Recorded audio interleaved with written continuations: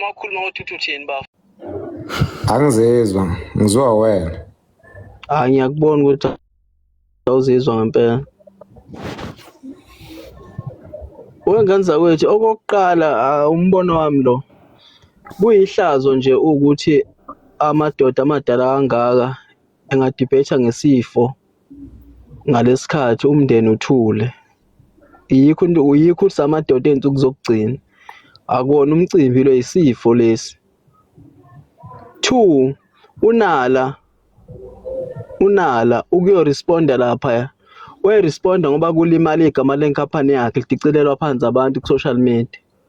Wayengeke kathule, ngeke nawe uthule kukhulunywa ngekini. Injalo nje.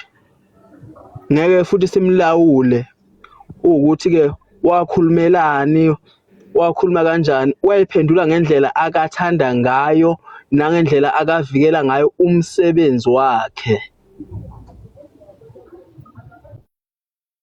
Nathi sinehlobo esinazo uyothandana mase kushoniwe kini nisahenglisha ukuthi kushoniwe kube namadoda amadala anamasenda ahlaza ahlele ku live kanje ngomuntu wakini esethule. Yikho ukuthi ngoba singamadoda enze kuzogcina ngenamsebenzi walutho. Akumele njengoba sidibhetha ngalento le abanye abalaba bayangosemngcwabeni abakhiphanga kwamali ngoba nje samadoda enze kuzogcina. Manje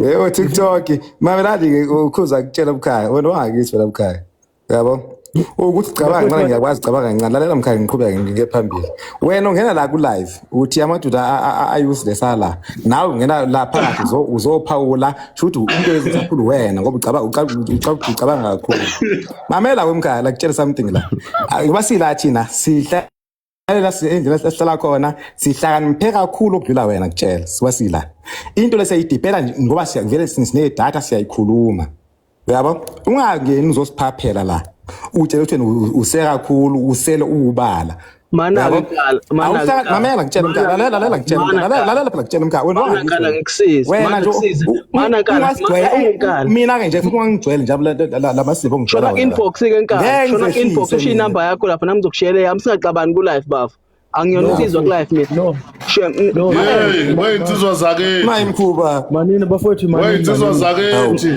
wayinsizwa zakethi manini kanza wayinsizwa zakethi wayinsizwa zakethi mina angixabani nomuntu zakethi wayinsizwa zakethi unkala wena ubuze mana kancane mfowethu ake nimenze kancane bafowethu ngitshele mina no lalelani bafowethu asixoxe ngale eceleni wenkala sixoxe ngale eceleni mana khuzwa mana mfowethu ake silungise enkala mana mzukulu bafowethu inbox manje wenkala ushiye mkhaya awulalela usidumana khuluma usiye ngo-inbox manini ingane zakwethu uyazi bafowethu ikhona into engifuna ukuni-advise ngayo before nithathe iy'nqumo ey'ngaphekwenu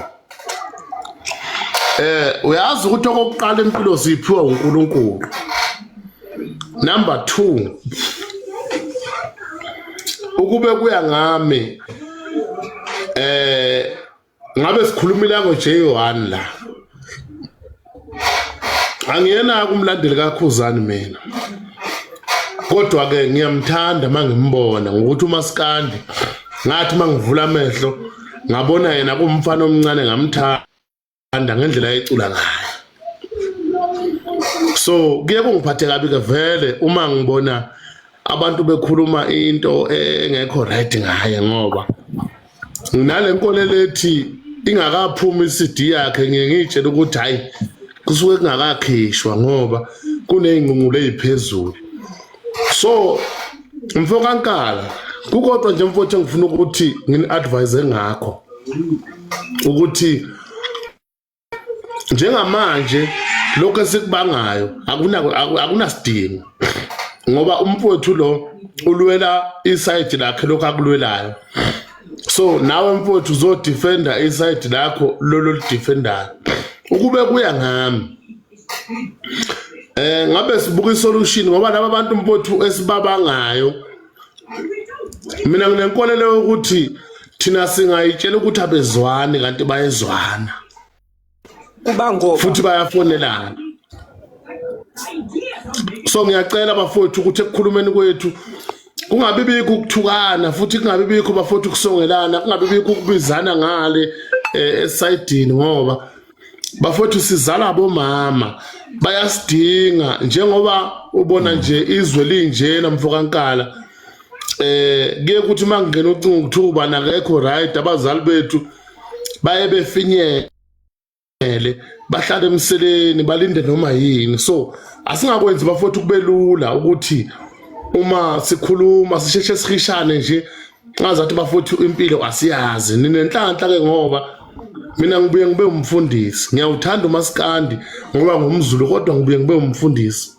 Elami lithi bafowethu ngiyacela ukuthi sihloniphane futhi ngiyacela ukuthi sizazi indawo zethu, siyazi indawo esifanele. Mangikubheka mfokankala uyindoda angazathi emqondweni ikhulile kakhulu. So angilindele mfowethu ukuthi ngathiwa uma uphakanyelwa umoya seningabizana ngalendlela, ngoba kubalekile ukuthi sikhuze into esongo, ngoba singayiyeka bese uthola ukuthi kusasa sekuzwakala okunye mhlambe okungeke kusiphathe kahle. So ngifuna ukuyephuzuna elithi ke bafowethu ngiphatha kabi indaba yokuthi kugcina kukhulunywa inkulumo eziningi lapha ku social media ezingakhi ezibhidlizayo.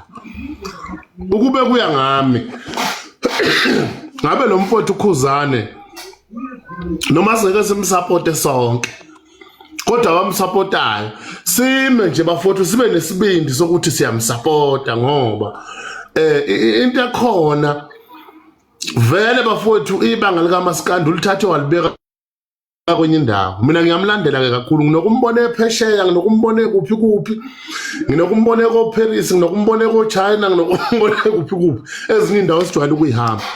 So bafowethu umuntu uma enzakalelwa into enhle ngeke ngithi asimbongele, asimuzukulwa thina sodwa sibanga abantu esingazi noma bayezwana noma bezwana. So bafowethu ngiyacela sehliseni imimoya, sikhulume njengezingane nje zomama wedwa, ngoba udaba la kwaDlamini hayi ukuthi angilwazi, udaba la kwaDlamini bafowethu ngiyalwazi. Futhi la ngiphatha kabi ukuthi after maqeda ukuphuma indaba yokuthi isicebe sencwatshiwe kuneyinkulumo evelayo. Siyabazi kosomathuba bayavela ngendlela abavela ngayo, kodwa ngeke ngithi okunye ngoba social media social media uyabheda bafowethu, ngoba ugcina usenzisa izinto esingaqondile ukuzenza, ugcina usenzisa amaphutha esingaqondile ukwenza. So ngiyacela bafowethu ningaphakanyelwa imoya, asikhulumeni nje kahle njengezingane zomama wedwa, sizwaneni, ngoba kuMaskandi ngicabanga ukuthi sonke nje basindle eminyama siyawuthanda futhi uMaskandi uyasiphilisa, ngoba uma khala uMaskandi kukhona umZulu noma ungayifihla sikubona sekujayiva unyawo. So nginalento ethi bafowethu ngiyacela ingane zakwethu mani asingalo bafowethu, umuntu mawumbona kala mfowethu ukuthi uyaphuma endleleni mfowethu uyehlisa nje umoya ngane kamama. Sisonke bhuti siyathanda ukuthi siphinde sidibane lapha ku TikTok sincokole bafowethu. Bengifuna nje ukudlulisa lapho ingane zakwethu. Amen. Hayi cha mfundisi yezwakala, cha yazi bafowethu ngathi ngisela lapho nje ngona mfowethu cha ngiyabuzwa. Hayi kezwakala mfundisi, ngoba mfowethu sila ku TikTok and yazi bafowethu masingena ku TikTok la sizoshare imbono, yabo and futhi lapho umbona usho futhi ngikuza kakhulu futhi ngiyawuhlonipha kakhulu mfowethu, yabo kakhulu nje kakhulu futhi ngiyabonga kakhulu nje mntababa ukuthi yabo, ngoba angithi uyazi ukuthi njengoba sila singabantu kunabantu futhi nakhona abathembele kuthina njalo yabo. And mina lapha yabona mina iprofile yami nje straight profile yami ngigumuntu nje ngiphila impilo eqondile ebheke phambili. Owesicebi lo ngikhuluma ngawo isicebi lo umfana wangasekhaya mina futhi mangifika la uhosa lento engayi reference ngathi mina into engiphetha kabuhlungu nje kakhulu kuphela ukuthi lento isifo sikaSicebi sesiphinde sabantu abenza i-trend ngaso. Ngaze ngasho ukuthi ohlatshwayo abantu anything ene-trend phakathi, othi abantu hlatshwayo ba abantu abalapho, obhaka yonke into okukhulunywa ngayo balapho phakathi njalo njalo. Yabo? Kodwa kukhona abantu ukuthi akusibo nabantu be-trend la. Unala kusumuntu we-trend, umuntu webhizinisi. Oguzana nabaculi, omthande nabaculi njalo njalo. Yabo bonke abantu abakakhona lapha. Mina kungiphatha kabuhlungu ukuthi nabo lento beyiphi impilo lento ekhulunywa ohlatshwayo, ekhulunywa obhaka, ekhulunywa abantu ngoba ngithi labantu laba abantu abaphila nge-trend. Mhlawumbe bahola ko TikTok bona sazi ngoba TikTok uyaholisa ngithi. Mhlawumbe bona bayahola ngokuthi inkulumo ekhulunywa lapha bekhuluma ngayo into everything nje khona ungcwabo ukuthi unjani wawazi baphoza bathi ubedakwa utshwala phethe isitela.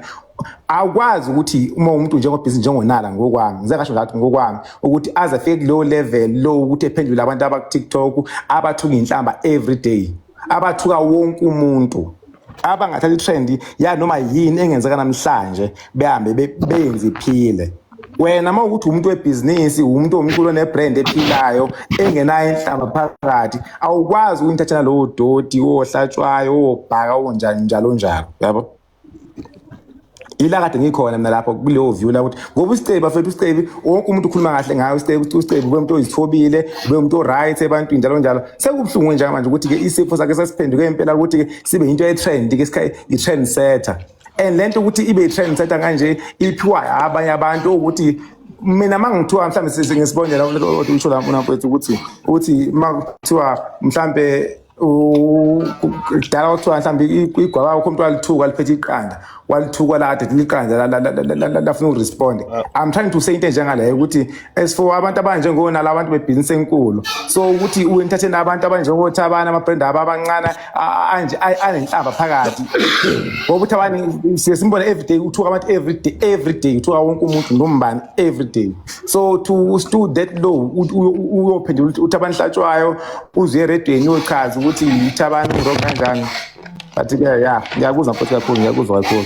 So and again bafethu if ukwela ngiyatheleka kabi khona ngizobuhlungu nje kuphela ungiphethe ukuthi ngoba isiqebi mina bengimazi nempilo kade after iphile ukuthi bephila impilo eqonde kangakanani nje enephisi kangakanani lo msindo osuku nje egameni lake lesifo sakhe seli-trend njalo njalo kungiphatha kabuhlungu. Kodwa my intentions akukhona ukuthi ngizwe abanye abantu ubuhlungu mangizela ku TikTok nje siwe social imbono njalo njalo. Yabo kuyenza mhlambe ngamaphakama and stuff like that. Kodwa ngifike kabi even namfo wakhuzwa if ngoba usasekhona ukulalela wakhuzwa umkhaya wami hayi ikole ukuthi nawe usuke emkhaya wafika usungena nje ukuthi ngiyazizwana ukuthi ngithini ngimdala mina ngiyindoda mangenganga ngisiyona ingane ukuthi ngathiwa ngibuzwa kanjalo ngibuzwa umuntu nje omunye umfana. Kodwa ngoba inhloso akusikhona ukuthi ngizocabana nabantu ko TikTok and stuff like that ngizoshela umbono wami ngoba sila ku TikTok kuphela. Nabe mkhaya bengisathi ngizongena le ndaba kancane mkhaya kancane nje mfundisi wami bengisathi ngizongena nje kubo mkhaya bami laba babili uNkala noKhuzwayo ukuthi kahleni bomkhaya ngeke sisukele kude msinga sizoxabana la ko live.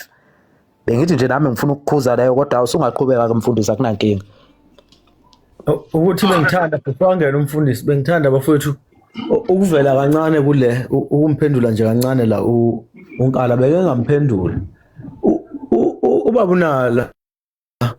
Mina ngolami uhlangothi angiliboni iphutha ngoba ubeyoclean igama lakhe lapha yana and ubiziwe lapha ya wayoclean igama lakhe ngoba i-social media bafuthu angifuni siyithathe kancane iyayimqeda umuntu ingaqeda nebusiness lakhe ngoba abantu beyoqala begxeke manje ibhizinisi kaBabunala kuthiwa unje uBabunala ibhizinisi lakhe leli udla ngalo lela bhizinisi wondla umndeni wakhe ngalela bhizinisi alenzayo lemathole. So mawuqhamuka abantu abafana noThabana abaziwayo vele ukuthi bahlezi bedicilela abantu phansi kade beqeda ngabantu uThabana siyabazi. I-social media angifuni siyithathe kancane sithi uThabana benza i-content into enziwa ukuThabani i-personal i-content into nje suke uzenzela i-video uyidlalela kodwa ukudicilela umsebenzi womunye umuntu phansi akusayona i-content leyo i-serious leyo nto umele nawe usivikele ngendlela ozivikela ngayo. Siyakubona koKhuzana ngoba uKhuzana uhlezi umculi hlezi vele ethukwa ebizwa ngawo wonke amagama but ubaba uNala ubeyovikela ibhizinisi lakhe lapha yana and ubiziwe wayo interviewer wacacisa yonke into ukuthi ihamba kanjani hayi ngoba wayoqonda ukuexpose umndeni wakwaDlamini but wayovezo lakho uhlangothi kulento etrendayo eSouth Africa ukuthi udle imali yakuphi yakwaDlamini ngibambe lapho yiko ke mina ngisho ngithi wemafa bhuti uKhuzana akaqhubeke alekelele umphakathi akaqhubeke alekelele abantu alekelele amaciko asafufusa alekelele nabaculi abasebephezulu abayimele ngoba ayikho into abazomenza yona noma bengakhuluma benzeni isiphiwo sakhe ngeke baze bamphuce sona esakhe yedwa futhi akekho umuntu ozofana naye ngoba yabona namanje makungathiwa kahlehle ekusenalekelele kwaDlamini ukuthi indlu le iqedwe still basazokhuluma abantu kuyafana akaqhubeke nje alekelele ukukhuluma kwabantu nje ngeke kuze kumenze lutho instead kuzomphakamisa nje kuzomusa phezulu Aya ake ngisike lapha bafowethu kwelijikayo ngiyayibona le ndaba ukuthi iyakhula bengithi ngizama ukuyicima kodwa ngiyabona ukuthi iyakhula mhlawumbe ngokukhulu nje bafowethu ukuhlonipha nokwehlela ngezansi ngizocela uma kuyikuthi bakhona abazana nobaba uNala noma ngimazi mina ngimazele eduzana ubaba uNala ngiyafisa ukuthi inhliziyo yakhe kwangathi ngayehlisa ngoba into ka social media vele iyawubulala umsebenzi womuntu ugcina futhi umsebenzi ugcina umsebenzi ongekho ekubeni ade kumsebenzi okhona so lithe lamba futhi ngiyacela ukuthi noma kwenzeka sikhuluma ngayo baba uNala kodwa singakukhohlwa futhi thina esikhona la ukuthi ekugcineni ukuthi sithi hayi baba uNala ngoba angicabangi ukuthi lapha kathi kwethu ukhona ongenalo iqiniso lokuthi konke okwenzakale lapha bekuse mandleni kaBaba uNala noma ayitholile imali ayitholile kodwa bekusemandleni kaBaba uNala ukube yena bekumuntu ogreedy ubezokwenza okungangale mali but njengomuntu obekhona emncwabeni ngize ngabanjwa amakhaza ingakho ngikhohlela nje ngibuke nje okuningi ukuthi lo baba unenhliziyo enhle lo baba uyabaza abantu futhi ke ngathi noma ngisesha ngithi ngiyazama ukubheka ngayo kwavela nje ukuthi baningi abantu ebasiza ubaba uNala ngaphandle kwemali so ngiyafisa bafowethu ukuthi lo baba kwangazathi singambeka ebangeni lokuthi umphakathi uyawusebenzela sikiyeke ukuthi obani bathini ngoba uma kuzofika esigabeni salobhuti lo noma lo mfana ngithi nje umfana ngoba mncane kimi makuzofika esigabeni salomfana bathi uThabani angisibone isidingo bafowethu sokuthi kufanele sibange kakhulu umsindo ngoba uyaziwa lo mfana ukhuluma nje vele waya akayeke ukukhuluma ukhuluma noma kungasafanele so bafowethu ngiyacela ukuthi sifocus nje la ekuthenini silungisa kanjani igama lomuntu omoshakalelwe noKhuzani futhi ngiyafisa ukuthi umfowethu lapha khona axole ngoba ngiyazi ukuthi akusikhona okokuqala bemkhuluma kabi uyabona kukaningi bemkhuluma kabi nethi kuye kuzwele makufika esigabeni esifana nalesi somncwabo womuntu omkhulu kangaka bese kuzovela igama lakho kabi nathi futhi bafowethu ngiyacela ukuthi singaxabaniswa into engakhulumi ngoba njengoba ku social media inhloso bafowethu ukuthi sibe lizwi linye noma kungenzeka siphikisane kodwa angifisi ukuthi siphikisane ngendlela kangangokuthi sekungaze kufike ekuthenini sesidonselana eceleni so ngokusho njalo nje ingane zakwethu ngiyacela mfowethu uhosta osiphethe ukuthi bafowethu noma kukhulunywa kodwa uyifafaze inkonzo yokuthi okubalekile uzwano asibe lizwi linye imbono yethu ihambisane ngoba inhloso uklini igama lomfowethu kaMpungose nobaba uNala ngaphandle kokuthi usebhizinisini ubaba uNala mdala ebudaleni bakhe ngicabanga ukuthi engenza into ebheke eceleni uyabona angicabangi futhi ukuthi angenza into ezohlambalaza igama lakhe so ukube kuya ngama bafowethu abastop ukukhuluma ngayo baba uNala udlala igalelo lakhe ukwenzile okuhle ngiyamsalutha nalapha khona abamaziyo noma abahlala naye ngiyafisa ukuthi bakuveza ukuthi sithi siyabonga into ayenzele umfowethu uSicebi inhle kakhulu besingabhekanga thina vele okungaka yana ngokwazi uSicebi noma ngokwazi indlela mhlambe yokuthunwa kwasemakhaya kodwa nje kusimangazile ukubona into enkulu kangaka yana so kuyisibongo nje esikhulu ukuthi siyabonga na umfowethu uKhuzane ngoba ngiyazi ukuthi uyowafika qale engozini nonto encane so kuyisibongo nje esikhulu bafowethu kube kuya ngami ngabe ngithi asibabongeni ngoba into abayenzile inhle kodwa imusa ukuphenduka ihlazo ngenxa abantu ababesendlini abangaphumi abahlala bevalele uTikTok ngiyabonga bafowethu amen